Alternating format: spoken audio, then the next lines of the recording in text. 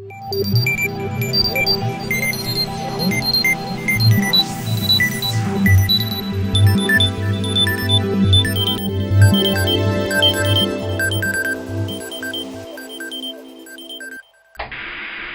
guys, this is Ogo and we're on Biwhizz TV. Today I'm meeting a woman called Araceli.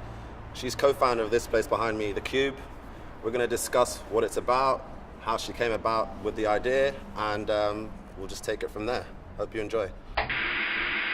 If you could just give me a brief background on The Cube and your background, in fact. Okay. I started a long time ago with a background in theater and psychology and dance. So they let us have a lot of different options at university in the United States.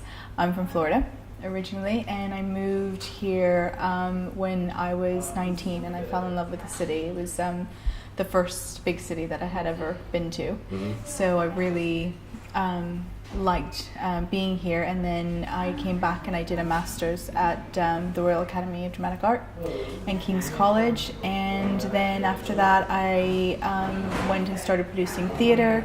That led me to events. Then in 2007 I began to, I guess, listen to my peers that there was a lot of lack of, I guess, business acumen within creatives, and I felt that my interests were always unbalanced. If I was too much with just the creation process, I would get very bored because I needed to implement. Mm-hmm. And then if I was too much in the business or the implementation process, I would get bored again. So I wanted to find something that would let me live in the middle between the two worlds, and also help out my peers. So we started a consultancy that basically produced brands. So the creative people would go off and do what they needed to do to create, and then I would help them with all the implementation process.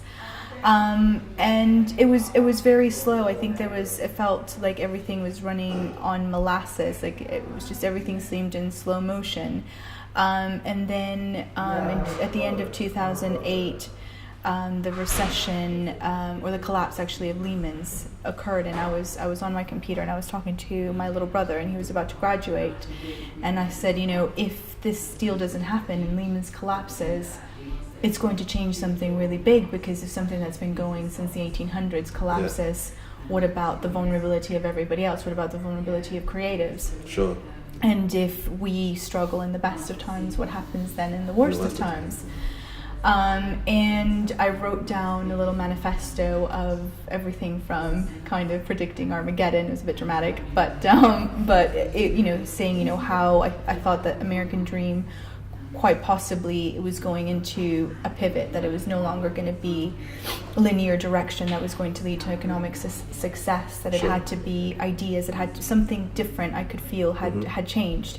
And then I thought, okay, well, how do I create a business that is going to be part of this change? And then the idea of The Cube literally was born then and there.